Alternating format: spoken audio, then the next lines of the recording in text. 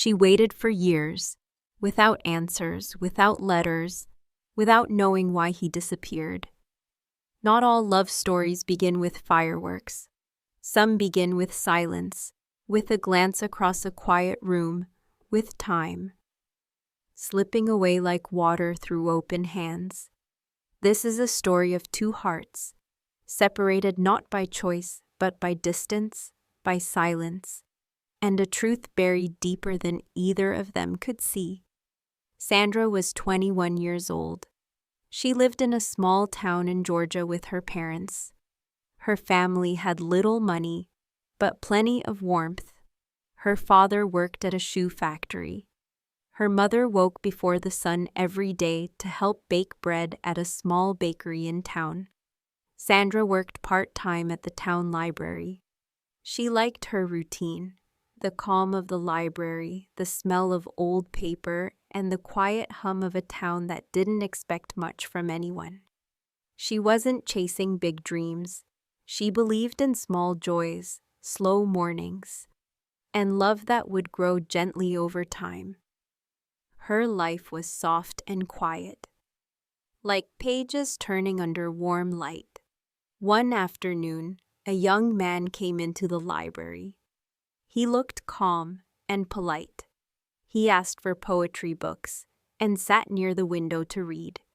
He returned the next week, and the week after that. Sometimes he borrowed a book, sometimes he didn't. But he always came when Sandra was working. Over time, Sandra noticed how he lingered a little longer, how his eyes searched for hers, and how he smiled when she spoke. He began to ask about the books she liked. He chose poetry she had recommended. He didn't need reasons to be there. He came for her. His name was Steven. He came from a wealthy family. His world was different. Large houses, expensive cars, and quiet dinners, with stiff conversations. But with Sandra, he felt free. And with him, she felt seen. They spent hours talking about books, music, small dreams, and simple things. It was a quiet connection, not fast, not loud, but something real was growing between them. They started to walk together after her shift, or meet in the town park on Sunday afternoons. Their friendship deepened until it grew into something more, something unspoken but deeply felt. One day as they walked near the river, Steven said, "Sandra, I think I love you." She looked at him, eyes wide. "I think I love you too." They didn't kiss, they didn't hug, but they knew their hearts had touched. It was real, but love, even when true, is not always easy. Steven's parents soon found out about Sandra, and they were not pleased. They thought Sandra was not suitable for their son. A girl from a poor family, with no name, no status. They disapproved immediately. "She is poor," his mother said. "She is not one of us." They believed she would hold him back, that she didn't belong in their world. Steven tried to reason with them, but his words fell flat against their rigid expectations. He considered leaving on his own, but every door he opened, they closed. At night, alone in his room, he stared at the ceiling, replaying every moment he'd shared with Sandra. The way her voice softened when she talked about books. The warmth of her laughter under the park's old oak tree. He promised himself he would fight for her no matter what. But before he could act, his parents whisked him away to another state, cutting off all communication. For weeks, he felt like half of himself had been torn away. In his dorm room, he sat under a flickering yellow bulb, writing letter after letter, the silence around him too loud to bear. It was the early 1990s. Mobile phones were not common, and Sandra's family didn't own one. She had no way of knowing where exactly Steven had gone. A week after he left, Sandra called Steven's family home. His father answered. His voice was cold and distant. When she asked if she could speak to Steven, he told her sharply that Steven had moved on, that he was happy in the city, and that he was no longer interested in her. The words hit her like a wall. She didn't try again. And not long after that, Sandra's family's old landline was disconnected, and Steven had no way of finding their new number.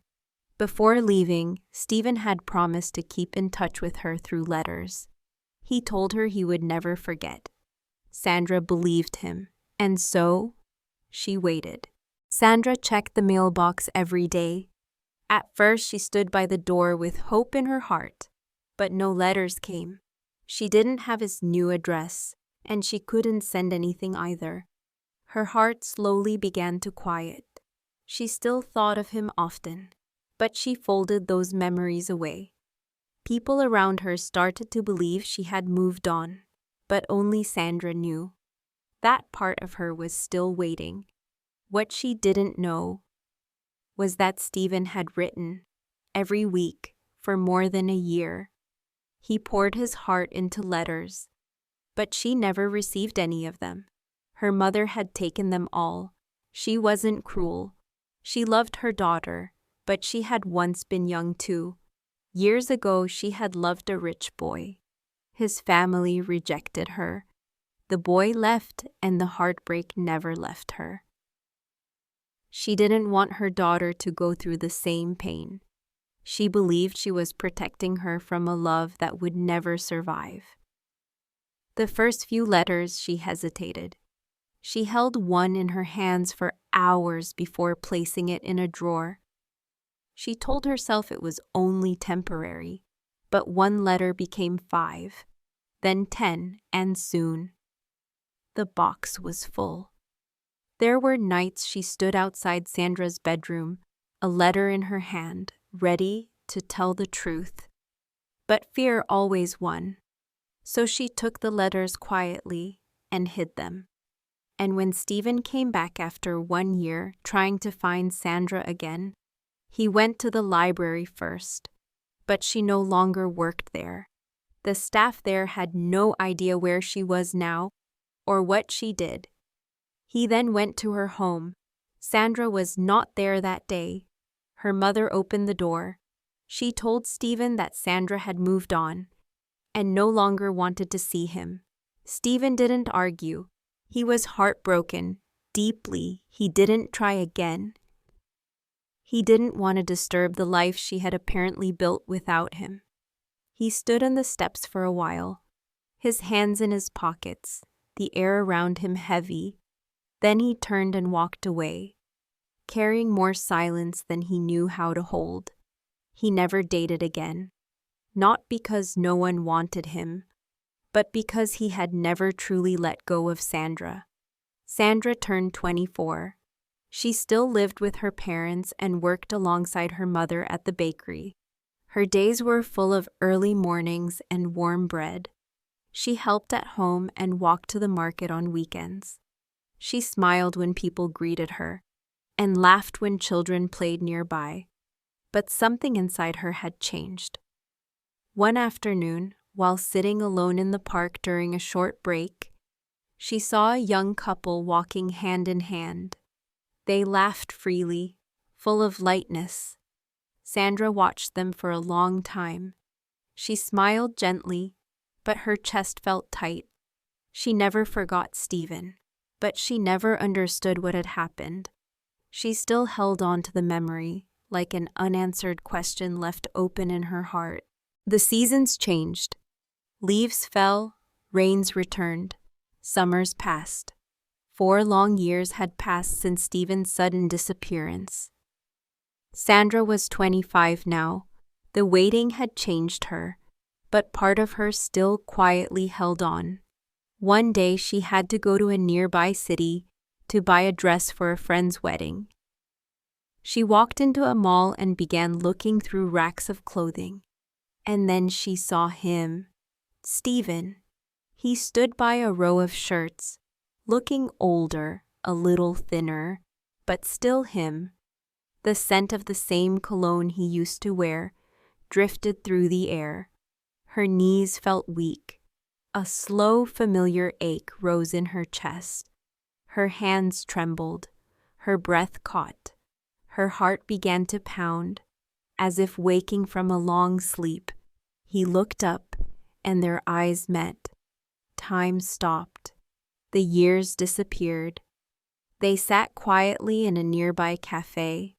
At first, neither of them spoke, but their eyes held everything. Slowly, the truth came forward. Sandra learned that he had written, that he had come back, that he had never stopped loving her. Steven learned that she had never moved on, that she never received a single letter, that she had been waiting too. For a moment there was silence, not painful, just full. She looked away. He almost stood up. But then she reached for her coffee, took a breath, and looked back into his eyes. There were no accusations, only understanding. The silence between them was not cold. It was full of love that had nowhere to go for too long. That evening, Sandra returned home in silence. The kitchen was quiet. Her mother stood at the counter, folding tea towels with slow, steady hands. Sandra watched her for a moment, long enough to feel the weight of everything she had just learned. The conversation at the cafe replayed in her mind, line by line, until her heart felt too heavy to hold it all. Then, with a calm voice that trembled beneath the surface, she asked why her mother had never told her the truth. Why she had said Steven never come back. Why she had let her believe she'd been forgotten. Her mother didn't answer right away. Instead, she walked slowly to the hallway closet. From behind old coats and forgotten blankets, she pulled out a dusty box. Quietly, like someone unearthing something buried long ago, she placed it gently on the table and opened the lid. Inside were dozens of letters. Some were worn at the edges. Some still held pressed flowers inside, but all were unopened. Sandra stood frozen, staring at them. Her chest tightened as she reached out and picked one up. The handwriting was unmistakable. Her fingers shook slightly as she turned it over, as if touching something sacred and lost.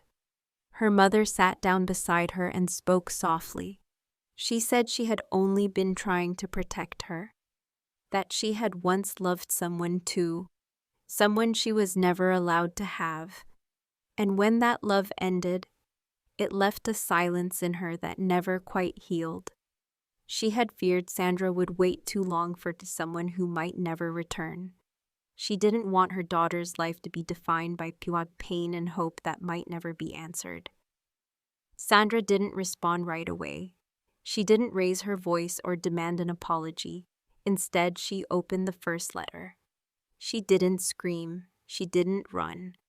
But she wept, quietly, fully, not out of anger, not even out of betrayal, but from the deep, aching sorrow of love that had been so close and kept just out of reach. Steven returned again the next day. He no longer needed his parents' approval. He had a job, his own life, and the same heart that never stopped beating for her. Sandra's parents gave their blessing. Her mother, now understanding the depth of what she had blocked, supported their decision with quiet hands and soft eyes. They were married in a small garden behind Sandra's home. There were no diamonds, no decorations, just flowers, bread from the bakery, close friends, and family. Sandra wore a white dress. Steven wore a plain suit. But their hands held years of waiting, and their hearts held something bigger than time. The seasons kept changing. Winters came and went. New joys filled their days, and quiet laughter filled their nights. Sandra and Steven built a life, slowly, patiently, the kind of love that doesn't fade but grows deeper with each passing year. They faced challenges, yes, but they faced them together. Time moved forward, and love stayed. Sandra is 55 years old. She lives in a cozy home with Steven and their 2 grown children. Her life is simple and full. She and Steven run a small business together, something he built with his own hands, and she helped grow over the years. In the evenings, Steven reads on the porch. They sit together under the stars with warm cups of coffee and quiet joy. Steven's parents slowly came to accept the life he chose. In time, they softened. They visit occasionally now to see Sandra, Steven, and their grandchildren. They see the life this couple built together. A life stronger than silence, richer than money, a life no one gave them, a life they created for themselves. Sandra sometimes looks out at her family and thinks, this almost never happened. Because sometimes love is delayed. But when it's true, it still finds its way. Sometimes love takes the longest roads to find us. But when it does, it reminds us that waiting was worth every moment. If this story touched your heart, don't forget to like, comment, share, and subscribe. More emotional and inspiring stories are coming soon.